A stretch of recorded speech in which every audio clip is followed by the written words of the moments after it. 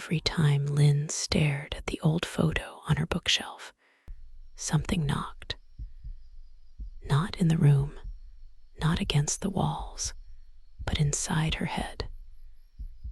3 dull thuds, evenly spaced, like someone gently knocking on the back of her skull with bone instead of knuckles. She blamed stress. Moving back into her childhood home after her mother passed had unsettled something old and brittle in her. The house hadn't changed. Same curtains, same wallpaper, same picture frames, especially that photo, her parents, and someone else. A boy, face smudged. Lynn couldn't remember his name. Couldn't remember him at all, actually. Just that when she looked at the photo too long, she felt nauseous. And the knocking started. At first, it was faint, like the flick of a fingernail against glass. Too soft to be real. Too insistent to be imagined. She tried to dismiss it, burying herself in the ritual of unpacking boxes and organizing drawers, wiping dust off long-forgotten knickknacks like she could scrub away the wrongness, but it followed her, always at the edge of quiet. When she paused to breathe or closed her eyes too long, the sound returned behind her eyes, inside her ears, a rhythm that didn't match her heartbeat, didn't belong to her body. Then one afternoon, as she was dusting the bookshelf, she dropped the photo. The frame hit the floor, cracked at the corner. A clear, sharp knock rang out in her head at the same instant, so sudden it made her gasp and stagger backward. Her ears rang, and her vision blurred for a moment. She blinked, shook her head, then whispered, completely involuntarily, "I'm sorry." It wasn't until the words left her mouth that she realized how absurd it was. There was no one to apologize to. She left the photo face down on the shelf that night, heart thudding harder than usual when she switched off the lights. But the next morning, it wasn't where she left it. The frame stood upright, perfectly centered again, as if it had never fallen. Not just upright clean. The glass shone, free of dust and fingerprints. She hadn't touched it. She was sure. And worse, the boy's face looked clearer, still unfamiliar, yes, but more present. The shadows were gone, the features more defined, not like someone remembered, but like someone was remembering. Like he had been waiting for the moment her eyes met his again. And that's when she realized the knocking didn't begin when she returned to the house. It began when she saw him. The knocking grew louder over the week. Not constant, just every time her mind wandered to the past, a whispering echo of sound inside her skull, just under the surface of memory. It waited for quiet moments, when the kettle boiled, when the TV went mute during a commercial, when she blinked, especially at night, especially when she passed the hallway mirror. It became a ritual: glance, flinch, walk faster. The photo stayed on the shelf, but somehow always angled itself toward her. She turned it around, tucked it under a book. The next morning, it was back upright, almost smug in its precision. Then the dreams began. Lynn standing in the hallway, lights dim, her own breath visible, whispering to someone no, something just out of frame. Her voice sounded wrong, too deep, too flat, like it was pushing through water. A rhythm pulsed behind it. Knock, knock, knock, not loud, not violent, just constant. She woke with her pillow damp and her ear aching. Blood on her fingers. The doctor dismissed it as stress. Your body remembers trauma before the mind does, he said. But Lynn hadn't touched her ear. And that night, when she passed the mirror again, she paused, just briefly, and saw something she couldn't explain. Her reflection blinked too late. Not a delay. A separate decision. Her eyes shut, then opened milliseconds out of sync, and her reflection smiled, a flicker, barely a twitch, but unmistakable.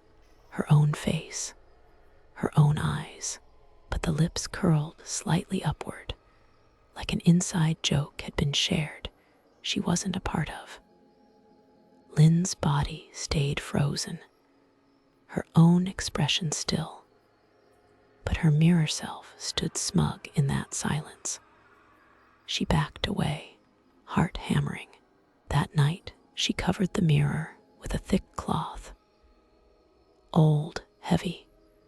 Something her mother used to hang in the winter to stop drafts. But the mirror didn't stay silent. She heard it, scratching, delicate at first, fingernails grazing glass, a curious, repetitive drag like someone practicing a motion they hadn't used in a long time.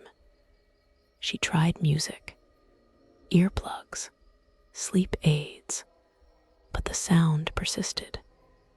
So she snapped one night, stood before the covered glass and whispered, "Stop it." Her voice trembled, but the moment she said it, the knocking ceased. Not faded, not slowed, just gone. And for one blissful day, the silence held, until it didn't. That night, the knock returned, louder than before, not just in her head, but in her bones, her spine, her teeth. Every time she touched something old photos, a necklace, a worn-out sweater, 3 knocks, tightly spaced, demanding. She found a drawing she didn't remember making tucked in a childhood book. A stick figure with no face, her name written beside it. When she touched the paper, she nearly screamed. The knock rang out again, like it was behind her skin now. Her past was no longer still. It was tapping from inside, and it wanted her to remember, whether she was ready or not. She installed cameras, 4 of them. One in the living room, one in the hallway, one at the entrance, and one facing her bedroom door. Nothing happened for 3 nights. But on the 4th, the footage showed something else. At exactly 3:33 a.m., Lynn sat up in bed. Her face wasn't right, blank, empty. She walked to the living room where a figure waited. It looked just like her. Same pajamas, same face, but the other Lynn smiled. They talked, but no audio came through, just faint static and that same rhythm. Knock, knock, knock. In the morning, she didn't remember getting out of bed, but her feet were dirty. When she checked the hallway camera again, the timestamp glitched, flickered between 3:33 m and 3:34 m. For that 1 minute, the house felt like it belonged to someone else.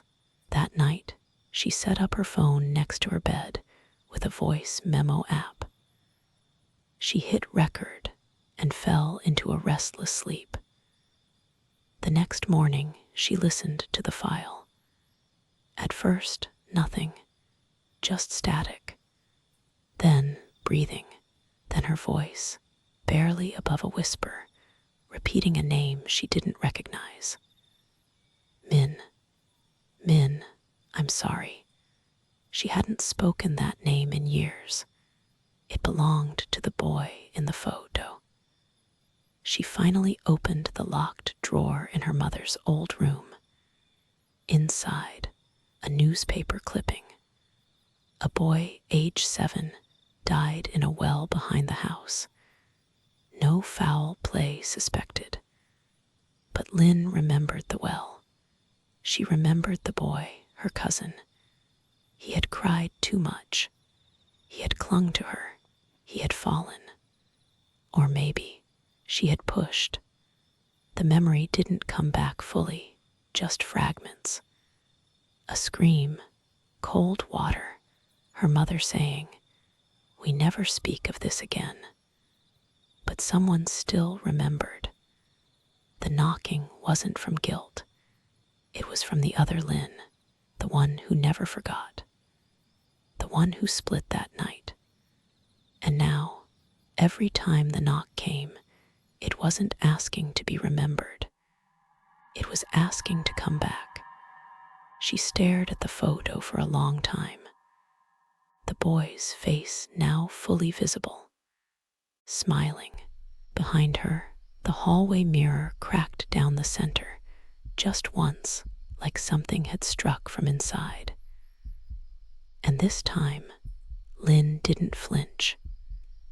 She walked slowly to the photo, touched it with trembling fingers, and said, "You were right." The house groaned. The knock came louder than ever, 3 times. And then a voice, her voice from nowhere. "I'm still here. Let me in."